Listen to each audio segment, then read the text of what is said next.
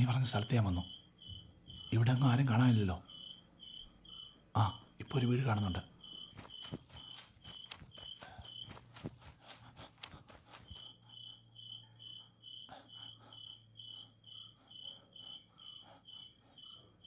Hello, ഒരു ഓടിട്ട് വീടാണ്ടാ. ഞാനങ്ങോട്ട് പോവാം, നീ വെച്ചോ.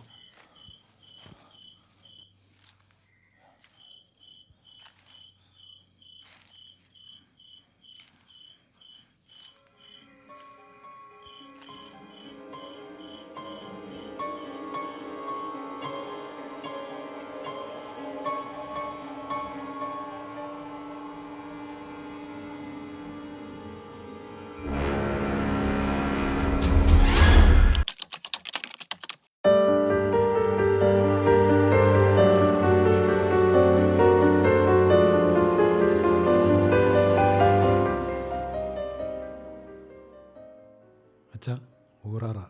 ആ കപ്പിയാരേട്ടാ, നമുക്കിനി എത്ര വീടും കൂടെ ഉണ്ടാവും വെഞ്ചരിച്ച് ചേർക്കാനായിട്ട്? ഒരു 250 വീടുകൾ കാണും അച്ഛാ. ഇനി അതിലും വേണ്ട. അരമന ഓഫീസിൽ കുറച്ച് വർക്ക് ബാക്കിയുണ്ട്. നമുക്ക് നാളെ തുടരാം. ഈസ്റ്റർ മുമ്പ് തീർക്കാം. അതുപോലെ മതിയച്ചോ. ഹലോ, ആണോ? അച്ഛനൊരു യാത്രയുണ്ടെന്ന് പറഞ്ഞിരുന്നു.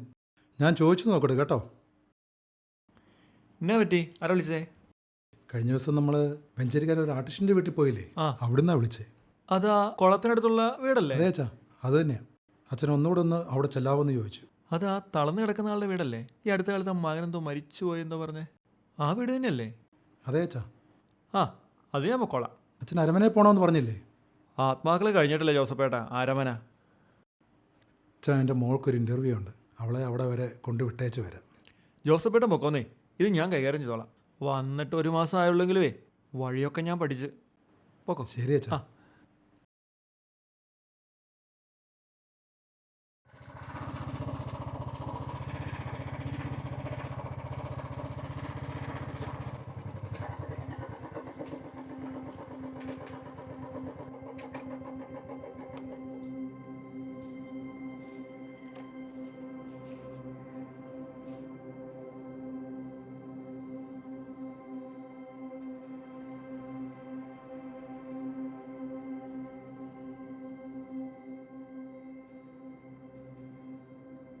ഈശോമിശിഹായ്ക്ക് സ്തുതിയായിരിക്കട്ടെ. സ്തുതിയായിരിക്കട്ടെ. എന്നാ കാണണമെന്ന് പറഞ്ഞേ? ആ ചേട്ടന് എന്തോ അച്ഛനോടൊന്ന് സംസാരിക്കണമെന്ന് പറഞ്ഞായിരുന്നു. എന്താ അറിയില്ല. അതിനെന്താ, സംസാരിക്കാലോ. വരും അച്ഛാ. ഇവിടെയാണോ? ആ, ഇവിടെയാ.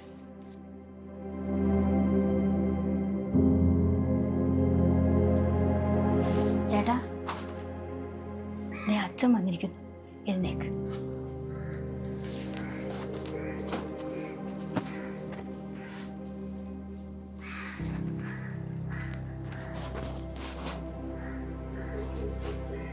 രാജേട്ടാ, എങ്ങനെയുണ്ട് ഇപ്പോൾ? അച്ഛൻ ചോദിച്ചു കേട്ടോ. അച്ഛനോട് പറയേ.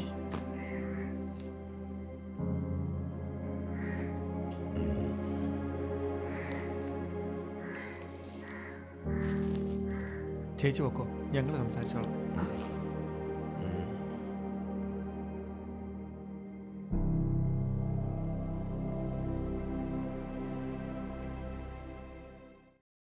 രാജേട്ടാ, എന്നാ പറയാനുണ്ടെന്ന് പറഞ്ഞേ? അച്ഛാ, ഒരുപാട് പള്ളികൾക്കൊക്കെ വിശുദ്ധന്മാരുടെയും കർത്താവിൻ്റെയൊക്കെ രൂപങ്ങൾ കൊത്തിക്കൊടുക്കുന്ന ഒരു കലാകാരനായിരുന്നു ഞാൻ. അതിനിപ്പോൾ എന്നാ, അതൊരു നല്ല കാര്യമല്ലേ? ഞാനിവിടെ വന്നപ്പോൾ തൊട്ട് ചേട്ടനെക്കുറിച്ച് ആൾക്കാർ പറഞ്ഞ് കേട്ടിട്ടുണ്ട്.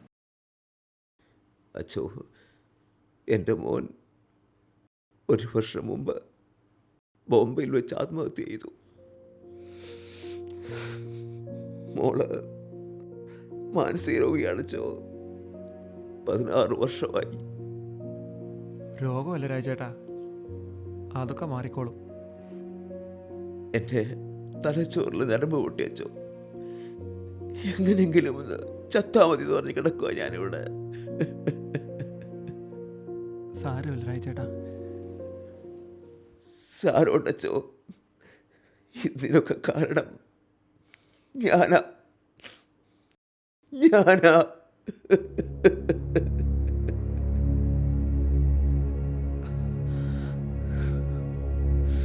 അച്ചോ, ഞാൻ പറഞ്ഞില്ലേ ഞാനൊരു കലാകാരനാണെന്ന്. ഒരു ദിവസം എനിക്കൊരു ഫോൺ കോൾ വന്നു. ആ ഫോൺ കോളായിരുന്നു എല്ലാത്തിനും തുടക്കം. പൊതുവെ യുക്തിവാദം എന്നാൽ നിരീശ്വരവാദം മാത്രമാണ് എന്നൊരു ചിന്തയുണ്ട്. നിരീശ്വരവാദം, എത്തീസം എന്നാൽ യുക്തിവാദത്തിന്റെ ഒരു ഭാഗം മാത്രമാണ്. ദൈവമില്ല എന്ന് മാത്രം വാദിക്കുന്നവരല്ല എത്തീസ്റ്റുകൾ. അവർ ദൈവം, സ്വർഗം, നരകം, പുണ്യം, പാപം, ആത്മാവ് തുടങ്ങിയ യാതൊന്നുമില്ല എന്ന് വാദിക്കുന്നവരാണ്. ഹലോ, ദൈവം ഈ സ്റ്റാച്ചുവും ചേർച്ച് ആർട്ടിക്കിൾസും ഉണ്ടാക്കുന്ന ആർട്ടിസ്റ്റ് രാജു അല്ലേ? അതെ. എവിടുന്നാണ്? I want A few statues ഉണ്ടാക്കി തരണം. ആ, ഒരു കാര്യം ചെയ്യ്, ഡീറ്റെയിൽസ് അയക്കേ, കണ്ടിട്ട് ഞാൻ പറയാം. ഓക്കെ. ദൈവമെന്നത് ഒരു സങ്കല്പം മാത്രമായിരിക്കാമെന്ന്. നമുക്ക് ചുറ്റും ഒരുപാട് ദൈവവിശ്വാസികളുണ്ട്.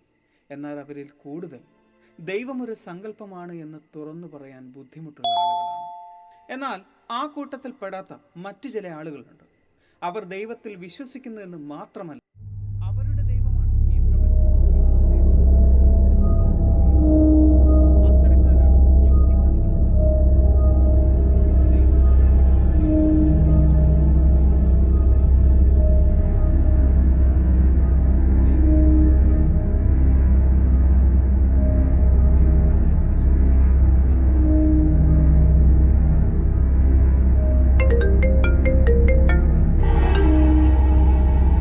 Hello. Did you see the photos? ആ, കണ്ടു. Can you do it for me? തീർച്ചയായിട്ടും. ക്വാളിറ്റി യാതൊരു കോംപ്രമൈസും പാടില്ല. Okay. We need 100 pieces in the beginning. Tell me the price of one. Per piece 25,000. എനിക്ക് 25,000 രൂപ വെച്ച് കിട്ടണം. 20,000 അല്ല, we will give you 50,000 per piece. Advance എപ്പോൾ വേണം? At the earliest. Tomorrow morning it will be credited in your account. Okay, one more thing. Actually ഇത് എന്തിൻ്റെ സൈനാണ്? That is not your business. ഈ ഡീൽ വളരെ രഹസ്യമായിരിക്കണം. എഗ്രീഡ്? Yes, agreed. ഓക്കെ.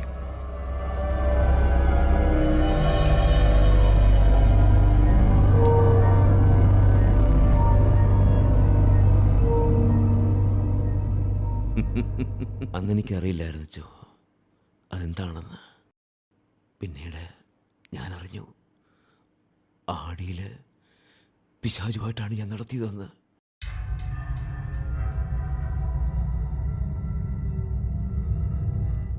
എന്നിട്ടും ഞാൻ അവസാനിപ്പിച്ചില്ല. കാരണം എനിക്ക് ആവശ്യത്തിലധികം പണം കിട്ടുന്നുണ്ടായിരുന്നു. ഒരു വശത്തുകൂടി അവൻ എനിക്കെല്ലാം തന്നുകൊണ്ടിരുന്നപ്പോൾ മറുവശത്തുകൂടി അവൻ എൻ്റെ എല്ലാം തകർക്കുകയായിരുന്നു ചോ. അതിൻ്റെ ആരംഭമായിരുന്നു മകളുടെ അസുഖം. പിന്നെ പിന്നെ മകൻ്റെ ആത്മഹത്യയും. എന്തിനാ അവനത് ചെയ്തതെന്ന് ഇപ്പോഴും അറിയില്ല ചോ. പിന്നെ ഞാനും വീണുപോയി. അവളുടെ ഒരു പ്രാർത്ഥന കൊണ്ട് മാത്രമാണ് ഇപ്പോഴും ജീവിച്ചിരിക്കുന്നത്.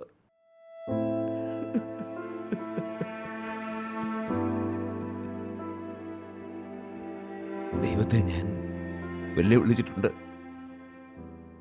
പക്ഷേ ഇപ്പം മരണമെടുത്ത് നിൽക്കുമ്പം കണ്ണടച്ചാൽ ഞാൻ കാണുന്നത് നരകമാണച്ചോ.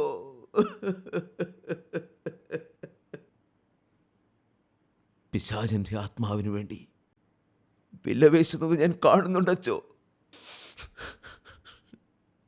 എനിക്ക് തെറ്റിപ്പോയി. ദൈവത്തോട് പറയുന്ന പോലെ ഞാൻ പറയുകയാണച്ചോ, തമ്പുരാനെ എന്റെ മേൽ കരുണ തോന്നണേ.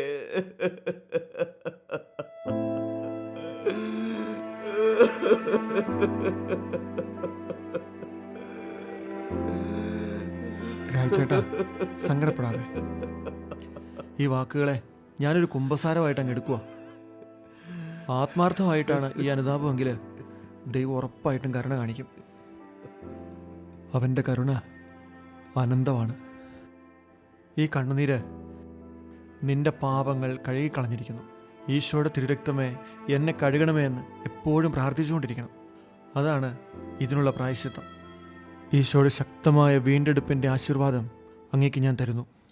അനുതപിക്കുന്ന പാപികളെ വിശുദ്ധീകരിക്കുന്ന കർത്താവിൻ്റെ കൃപാവരത്താൽ പിതാവിൻ്റെയും പുത്രൻ്റെയും പരിശുദ്ധാത്മാവിൻ്റെയും നാമത്തിൽ നിന്റെ പാപങ്ങൾ ഞാൻ മോചിക്കുന്നു. സമാധാനത്തോടെ പോവുക, മേലിൽ പാപം ചെയ്യരുത്.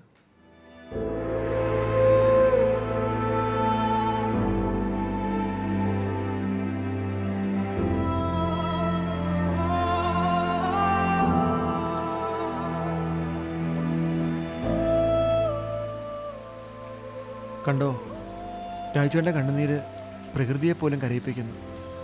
ദൈവം സ്വീകരിച്ചതിൻ്റെ അടയാളമാണിത്.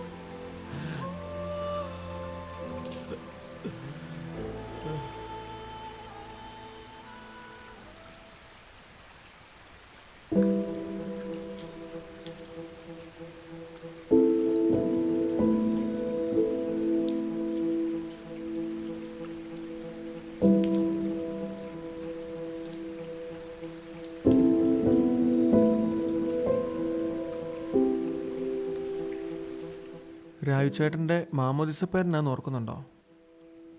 ഉണ്ടച്ചോ, ഇമ്മാനുവേൽ. ആണോ? ഇമ്മാനുവേൽ. ദൈവം കൂടെയുള്ളവനെ ആർക്ക് തോപ്പിക്കാൻ പറ്റും രാജുചേട്ടാ? ധൈര്യമായിട്ടിരുന്നോ, നമ്മുടെ ഈശോ കൂടെയുണ്ട്. എന്നാൽ ഞാൻ പോയിട്ട് വരാം. ഒരുപാട് നന്ദിയുണ്ട് അച്ഛാ. കുടിക്കാനൊക്കെ ഒന്നും വേണ്ട.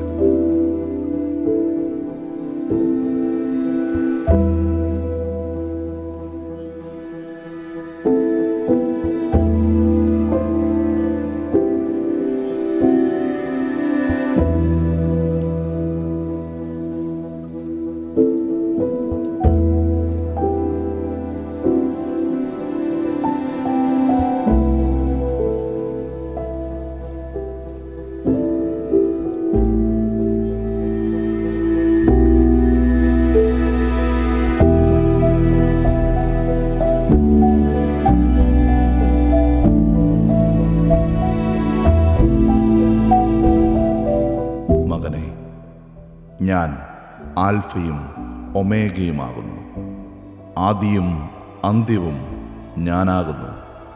എന്നിലൂടെ അല്ലാതെ ആരും പിതാവിൻ്റെ പക്കൽ പ്രവേശിക്കുന്നില്ല.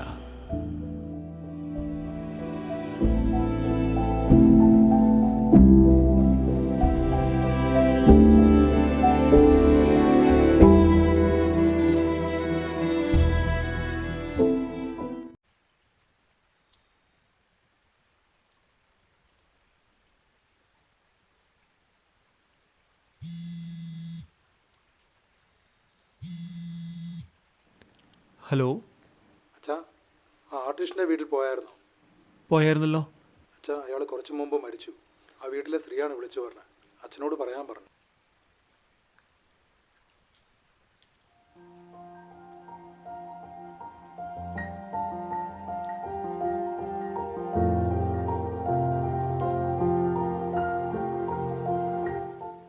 എൻ്റെ തമ്പുരാനെ, നിനക്ക് സ്തുതി.